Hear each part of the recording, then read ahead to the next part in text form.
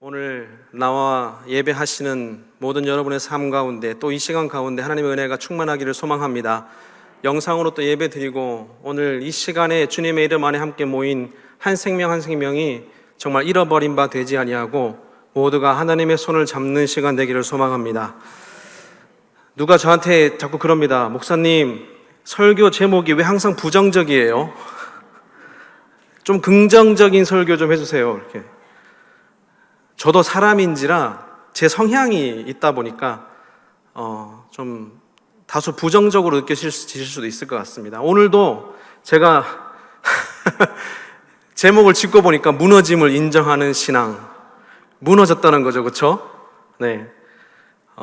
비록 설교 제목이 그렇다 하더라도 우리가 설교 제목에 집중하지 말고 하나님의 말씀에 집중하는 이 시간 되기를 소망합니다. 이번 주 초에 날씨가 너무 좋았죠, 그렇죠? 월요일, 화요일 이렇게 날씨가 너무 좋았습니다. 날씨가 너무 좋아서 저도 바람을 쐬러 밖에 나가는데요. 미세먼지 농도가 8, 4 이렇더라고요. 와, 이건 집안에서 공기청정기를 틀어도 나오지 않는 수치인데 너무 날씨가 좋은 겁니다. 맑고 화창하고 바람도 불고 덥지도 않고. 그런데 날씨가 너무 좋은데 한편으로는 그런 생각이 들었습니다. 비가 와야 될 텐데 요즘 비가 너무 안 온다. 너무 가물어서 참 힘들어하는 사람이 너무 많구나. 비가 내려야 할 텐데 그런 생각이 들었습니다. 그러면서 우리의 신앙의 날씨는 어떠할까라고 생각해 보았습니다. 우리의 신앙, 여러분 자신의 신앙의 날씨는 어떠한지 한번 생각해 보시기 바랍니다. 맑음, 흐림 혹은 비가 오고 내리고 있나요? 아니면은 풍랑이 몰아쳐서 힘드신가요? 우리의 신앙이 어떤지 우리의 신앙의 날씨를 한번 생각해 보시기 바랍니다. 그래서 우리의 신앙도 맑을 수도 있어요. 맑고 화창할 수도 있습니다. 그런데 맑고 화창하다고 해서 그것이 반드시 옳은 것은 아닙니다. 왜냐하면 지금처럼 비가 필요할 수도 있기 때문이죠. 잘 풀리고 형통하고 신앙에 걱정이 없고 한다고 해도 계속 그러한 상태가 유지된다고 하면은 그것은 오히려 한쪽에 갈급함이 더 심해질 따름입니다. 비가 내려야 할 때에는 비가 내려야 됩니다. 우리의 신앙의 상황이 어떻든지 하나님께서 풍성히 내려주시는 회복과 구원의 은혜가 있기를 소망합니다. 코로나 시대를 이제 보내고 이제는 조금 무감각해지고 있죠, 그렇죠? 마스크야 예전에 미세먼지 심할 때부터 써왔다는 거라서 익숙하고. 그런데 이제 코로나 시대를 이렇게 지나면서 코로나가 우리의 신앙에 어떤 영향을 주었는가라고 생각할 때 그것도 제가 날씨에 한번 비유해 봤습니다.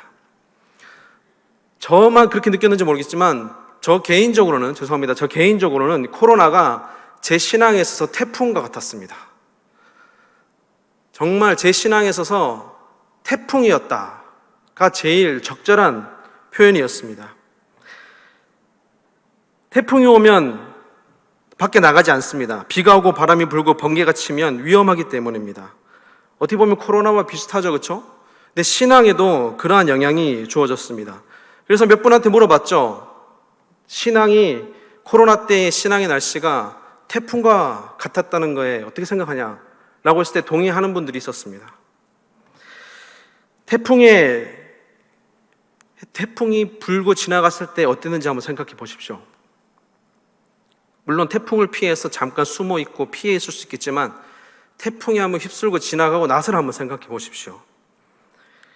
집에 마당이 있다면 마당을 나가서 딱 보았을 때 아마 이루 말을 못할 것입니다.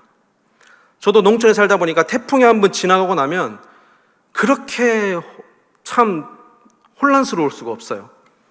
나무의 과일들은 다 떨어져 있고 온갖 곳에 낙엽과 어디서 날아왔는지 모르는 쓰레기들과 그리고 냇가에 나가면 어디서부터 어떻게 떠내려왔는지도 모르는 쓰레기들과 나무와 온갖 것들로 어지럽혀져 있습니다.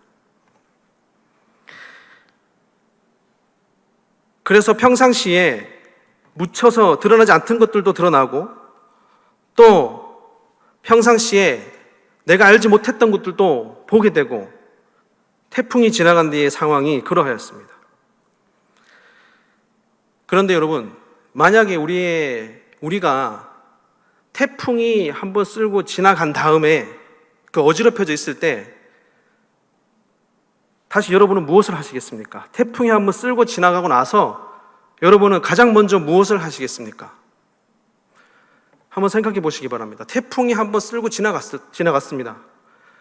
아파트에 살아서 공감 못 하실 수도 있겠지만 태풍이 왔는데 창문을 살짝 열어놨어요. 그래서 집안이 다 뒤집어집니다. 태풍이 한번 쓸고 지나가면 우리는 가장 먼저 무엇을 해야 하겠습니까? 청소겠죠. 청소를 해야겠죠. 청소를 하면서 어지럽혀져 있는 것은 정리하고, 그리고 어디서 날라왔는지는 모르겠지만 불필요한 것들은 버리고, 그리고 취해야 할 것은 취해서 다시 제자리에 놓아야겠죠. 그렇죠? 그런데 신앙도 마찬가지입니다. 코로나 시국에 참 예상치 못한 신앙의 경험들을 많이 했습니다. 갇히고 답답하고 지금까지 내가 이렇게 신앙생활 하면 됐었는데 라는 기준들이 한계에 부딪히기 시작했습니다. 다른 방법을 모색하고 다른 것을 대체하려고 애를 쓰고 노력하지만 이 한 번 들어있는 이 습성이 그것을 견디질 못합니다. 그러다 보면 좌절하기도 하고 시도하다가 실패하기도 하고, 내 신앙이 이거밖에 안 됐나? 내 믿음이 생각보다 연약했구나. 이러한 경험도 많이 하게 됩니다. 그동안 내가 참 신앙생활 열심히 했는데, 그동안 내가 참 신앙생활 열심히 했는데 이 한계 앞에서, 이 태풍과 같은 이 상황 앞에서 흩어지는구나. 그런데 우리도 이 지금 이제 코로나가 조금씩 줄어들고 지나가는 이 시기에 이제 태풍이 지나가고 있습니다. 태풍이 지나가고 나서 우리의 신앙의 모습을 우리가 볼 때에 우리는 가장 먼저 무엇을 하시겠습니까?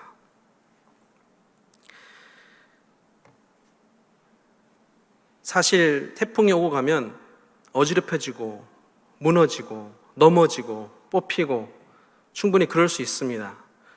그런데 무너지는 것에는, 또 흩어지는 것에는 이유가 있습니다.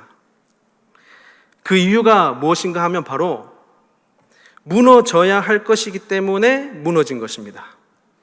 무너져야 할 것이 아니라면은 무너지지 않았을 것입니다. 무너질 수 있었던 것이기에, 무너져야 할 것이기 때문에 무너진 것입니다. 우리가 신앙생활을 해 나가면서 참 이 무너지는 것에 너무 약합니다. 여러분, 태풍이 왔다가 지나가면은 치우고 정리하고 하지 않습니까? 버려야 될 건 버리고 취해야 될 건 취하고. 그런데 우리의 신앙도 마찬가지입니다. 항상 얻고 취하는 신앙생활에 익숙해다 보니까 버려내고 끊어내고 내려놓는 신앙이 잘 안 됩니다. 무너졌음에도 불구하고 무너진 것을 다시 쌓으려고 합니다. 무엇 때문에 무너졌는지, 왜 무너졌는지 고민하기보다도 예전의 모습을 회복하기 위해서 다시 쌓기 시작합니다. 세상에서도 무너진 제방을 똑같이 그렇게 쌓는 곳이 어디 있습니까?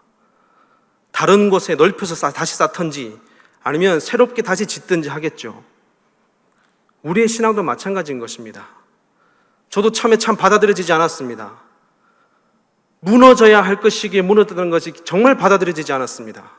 그런데 그리스도인은 그것을 인정해야 됩니다. 위기 앞에, 어려움 앞에 만약에 정말 내가 걷잡을 수 없이 내 신앙에 무너진 게 있다면 무너질 수밖에 없었기 때문에 무너졌다는 것을 우리는 인정을 해야 됩니다. 오늘 말씀 22절 함께 보도록 하겠습니다. 22절 보면, 그날에 많은 사람이 나더러 이르되 주여 주여 우리가 주의 이름으로 선지자 노릇하며 주의 이름으로 귀신을 쫓아내며 주의 이름으로 많은 권능을 행하지 아니하였나이까? 이렇게 이야기하고 있습니다.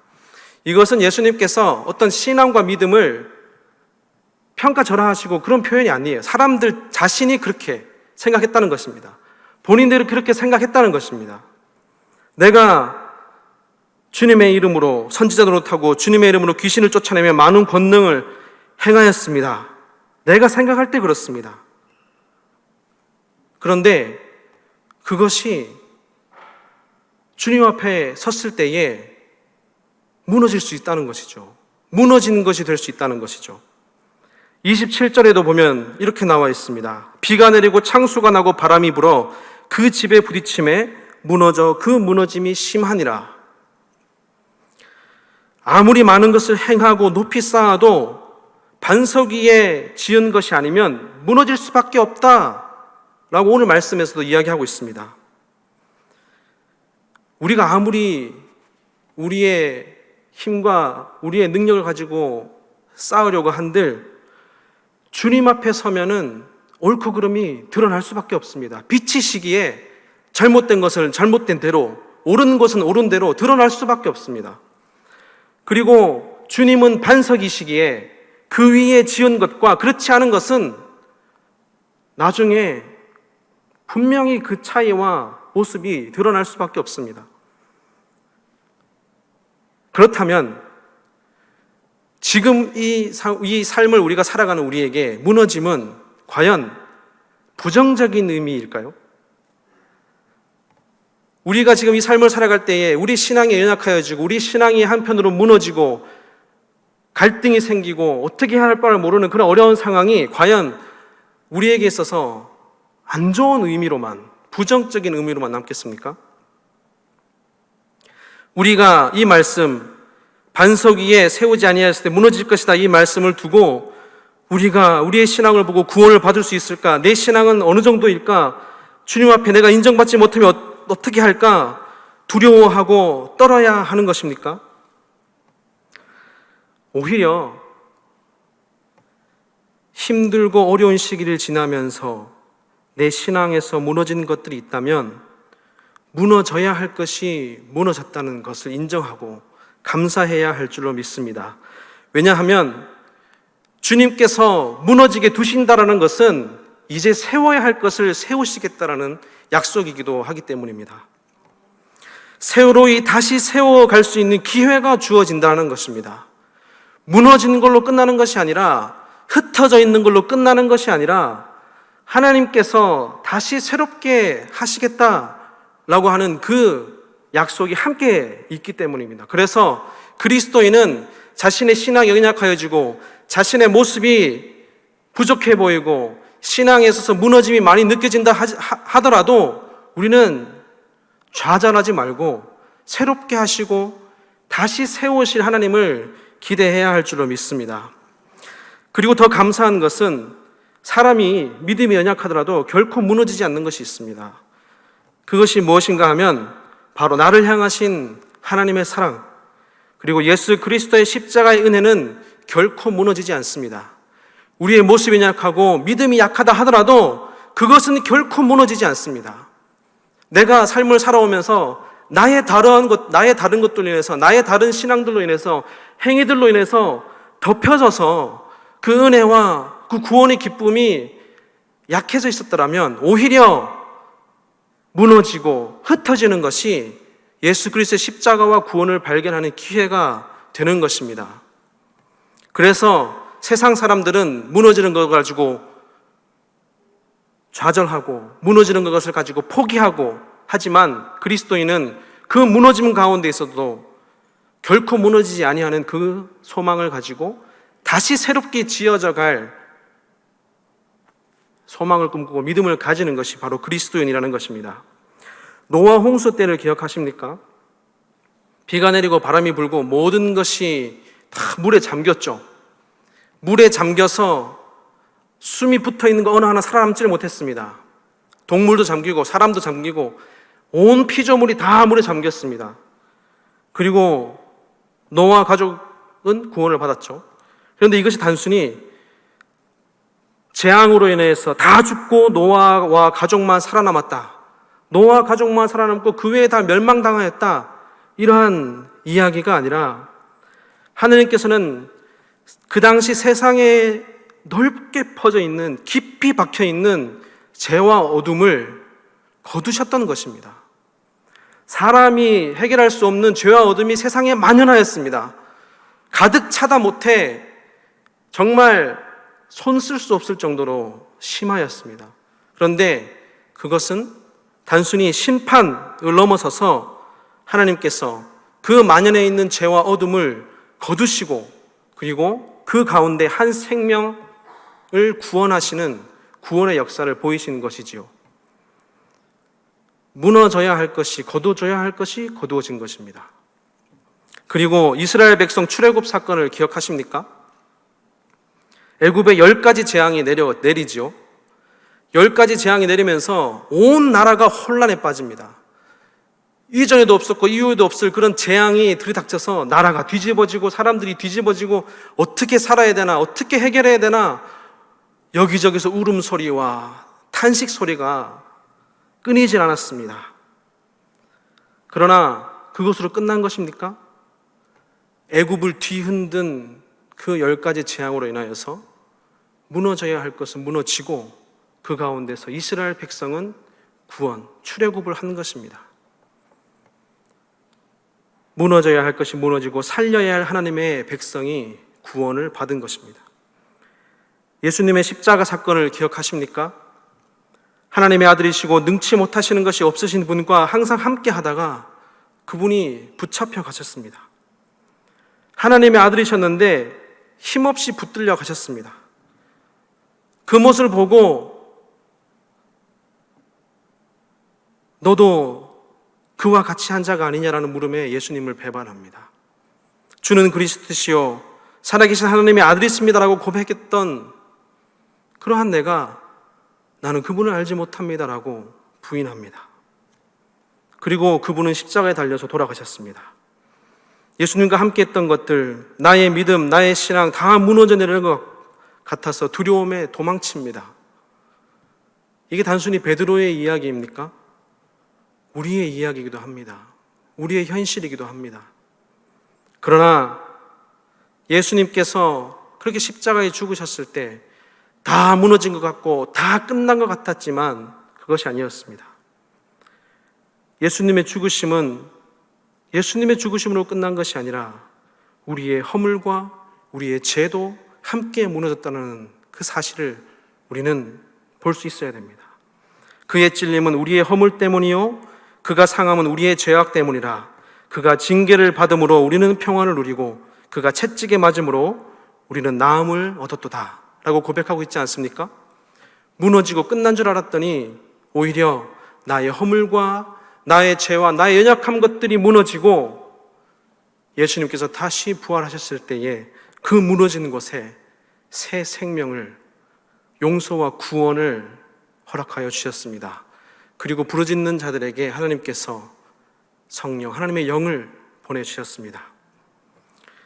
그리스도를 주로 고백하시는 여러분, 신앙적인 삶을 살아가다 보면 신앙적인 고통, 무너짐이 있습니다. 그러나 그 무너짐 앞에 좌절하지 마시기 바랍니다. 신앙적인 시험 앞에, 걱정 앞에, 염려 앞에 좌절하지 마시기 바랍니다. 무너짐이 있다면, 잃는 것이 있다면 반드시 다시 새롭게 하신 은혜가 있다는 사실을 기대하시고 그 소망을 잃지 마시기 바랍니다. 하나님께서는 무너지는 것을 그냥 두시는 것이 아니라 무너져야 할 것을, 거두어야 할 것을 거두시고 심어야 할 것을 심는 분이심을 우리는 신뢰해야 합니다. 내가 아무리 노력하고 애썼다 하더라도 무너졌다면 하나님의 뜻임을 인정하고, 내가 아무리 그 기준이 맞다, 그 신앙이 맞다라고 생각해 왔다 하더라도 그것이 무너졌다면 다시 세워져야 하는 것임을 인정하는 그리스도인이 되어야 그 자리에 하나님께서 새롭게 세워가시는 역사를 허락하여 주신다는 것입니다. 잠언 19장 21절에 이렇게 이야기합니다. 사람의 마음에는 많은 계획이 있어도 오직 여호와의 뜻만이 완전히 서리라. 많은 계획과 많은 행함이 있더라도 우리 가운데 온전히 서는 것은 하나님의 뜻인 줄 믿습니다. 그 뜻이 어떠한 뜻입니까? 우리를 살리시는 은혜, 십자가의 은혜, 하나님의 구원의 은혜인 줄 믿습니다. 새롭게 하시고 다시 세워주시는 은혜가 반드시 있다는 것입니다. 그래서 마지막으로 우리의 신앙도 취사 선택이 중요합니다. 취할 것은 취하고 버릴 것은 버려야 한다는 것입니다. 그래야지 세워야 할 것은 세워지고 무너지는 곳에 다시 새로운 것을, 다시 반석 위에 새로운 것을 세울 수 있다는 것입니다. 오늘 21절에도 이렇게 말합니다. 나더러 주여 주여 하는 자마다 천국에 들어갈 것이 아니라 다만 하늘에 계신 내 아버지의 뜻대로 행하는 자라야 들어가리라. 뜻대로 행하는 자라야 들어가리라. 여기서 행함에 너무 포커스를 잡지 마세요. 그보다 먼저인 것이 하나님의 뜻입니다. 하나님의 뜻대로 행하는 자라야 들어갈 수 있다고 합니다. 그리고 24절에 보면 그러므로 누구든지 나의 이 말을 듣고 행하는 자는 그 집을 반석 위에 지은 지혜로운 사람 같다. 말씀을 듣는 것, 받아들이는 것, 그것이 먼저 되어야 한다는 것입니다. 무너지는 것은 마음이 아파도 무너진 것을 인정하고 우리는 하나님의 뜻을, 하나님의 말씀을 다시금 받아들여야 된다는 것입니다. 그래서 마태복음 21장에 이렇게 나와 있습니다. 21장 28절부터 31절까지 말씀, 우리 한 절씩 우리 함께 읽도록 하겠습니다. 28절. 그러나 너희 생각에는 어떠하냐? 어떤 사람에게 두 아들이 있는데 맏아들에게 가서 이르되 예 오늘 포도원에 가서 일하라 하니 대답하여 이르되 아버지 가겠나이다 하더니 가지 아니하고 둘째 아들에게 가서 또 그와 같이 말하니 대답하여 이르되 실소이다 하였다가 그 후에 뉘우치고 갔으니 그 둘 중에 누가 아버지의 뜻대로 하였느냐? 이르시되 둘째 아들이니이다. 예수께서 그들에게 이르시되 내가 진실로 너에게 이르노니 세리들과 창녀들이 너희보다 먼저 하나님 나라에 들어가리라. 아멘. 아버지의 뜻대로, 또 아버지의 뜻대로 행하는 자가 누구냐라고 하셨을 때 예수님께서 하신 말씀입니다. 첫째 아들은 하겠습니다 하고 행하지 못하였고 둘째 아들은 싫습니다 하였다가 뉘우치고 행하였다라고 합니다. 여기서 뉘우쳤다라는 것은 회개를 뜻하는 것입니다. 방향을 바꾸고 생각을 바꾸는 것을 뜻하는 것입니다. 오늘 말씀을 빌어 표현하면은 무너졌다는 것을, 잘못됐다는 것을 인정하는 것입니다. 그런데 아까도 말씀드렸듯이 무너짐과 잘못됨을 인정할 때에 그것으로 끝나는 것이 아니라 다시 새롭게 하시는 하나님의 은혜가 있다는 것입니다. 다시 인도하시는 하나님의 은혜가 있다는 것입니다. 그 은혜를 입어야지 뉘우치고 나서 다시 갈 수 있다는 것입니다. 행함이 뒤에 이어진다는 것입니다. 은혜를 깨달음으로 인하여서, 은혜를 얻음으로 인하여서 행하여지는 것이 온전한 것임을 이야기하고 있습니다. 제가 이것을 깨달은 이유 중에 하나가 제가 청년 사역을 하다 보면 한계에 부딪힐 때가 있습니다. 이렇게 해야 돼. 예배 빠지지 말아라. 말씀 읽어라. 기도해라. 당연한 것들이죠. 그렇죠? 그냥 하면 된다. 해보아라. 예전에는 했었는데 괜찮았다. 좋았다. 그러한 것들을 얘기할 때 벽에다 대고 이야기하는 것 같습니다. 안 통합니다. 안 통합니다. 전에 목사님이 이렇게 해보니까 예전에는 이렇게 해서 좋았어. 너희들도 한번 해봐. 좋을 거야. 안 통하더라고요. 안 통하더라고요. 들어가질 않습니다. 어떤 부모님이 저한테 두 분이서 그렇게 얘기합니다. 어릴 때부터 교회 다녔고 신앙교육 올바로 받았고 한 번도 예배 빠지지 않았는데 지금은 하나님 없는 것처럼 살아간다. 그 이야기를 최근에 2번 들었는데요. 그 얘기를 듣고 너무 마음이 아팠습니다. 너무 어떻게 해야 할 바를 몰라서 저도 너무 마음이 힘들었습니다. 그런데 이제는 이 시대 속에서 더욱 필요한 것은 일단 행하여라가 아니라 그가 행할 수 있도록 그 마음에 은혜가 주어지기를 기도해야 한다는 것입니다. 그 마음에 은혜가 심겨지기를, 하나님의 은혜를 경험하기를 우리가 같이 기도하고 은혜를 경험한 자로 인하여서, 은혜로 인하여서 행하여지는 것이 있어야지 그것이 마음 가운데, 반석 가운데 세워지는 믿음이 된다는 것입니다. 위기라고 하지만 오히려 기회입니다. 그냥 하자고 좋다고 했던 것들 이제 하기 전에 하나님의 은혜를 먼저 구하자. 하나님의 은혜를 구하자. 우리에게 하나님께서 은혜를 주셔서 우리가 그 힘을 가지고 행하자라고 이야기할 수 있는 때가 바로 지금입니다. 무너짐 가운데 반드시 은혜가 있습니다. 하나님께서 다시 가게 하시는 은혜, 다시 새롭게 하시는 은혜, 세우시는 은혜가 반드시 주어집니다. 그래서 요한복음에도 이렇게 얘기합니다. 율법은 무엇으로 말미암아 주어진 것이요 은혜와 진리는 예수 그리스도로 말미암아 온 것이라. 고린도 후서에서도 이렇게 기록하고 있습니다. 우리가 세상에서 특별히 너희에게 대하여 하나님의 거룩함과 진실함으로 행하되 육체의 지혜로 하지 아니하고 하나님의 은혜로 행함은 우리의 양심이 증언하는 바니 이것이 우리의 자랑이라. 하나님의 은혜로부터 하게 되었다라는 것이 우리의 믿음의 자랑이 되었다라는 것입니다. 은혜가 주어지면 어찌할 바를 모르는 그런 신앙 가운데서도 분별력이 주어집니다. 어찌해야 할 바를 알지 못하는 길 가운데도 은혜가 주어지면 나아갈 수 있는 힘이 생기고 확신이 생깁니다.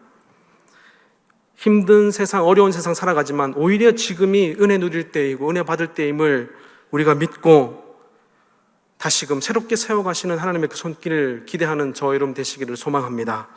신앙의 연약함에 좌절하지 마시기 바랍니다. 자녀의 신앙의 연약함에 낙심하지 마시기 바랍니다. 가족의 신앙의 연약함에 힘겨워하지 마시기 바랍니다. 오히려 은혜 베푸실 때인 줄 알고 한 생명 한 생명 하나님께서 붙잡아 주시기를 함께 기도해 주시기 바랍니다. 하자라고 손 내밀기 전에 먼저 주여 은혜 베풀어 주옵소서, 주여 주님의 손길로 붙들어 주옵소서라고 구하는 저 여러분 되시기를 바랍니다. 그래야 해서 우리가 무너지더라도 은혜로 반석 위에 새롭게 세워지는 저 여러분들 또 함께하는 모든 자녀들과 가족들의 삶이 되기를 주님의 이름으로 간절히 축원합니다.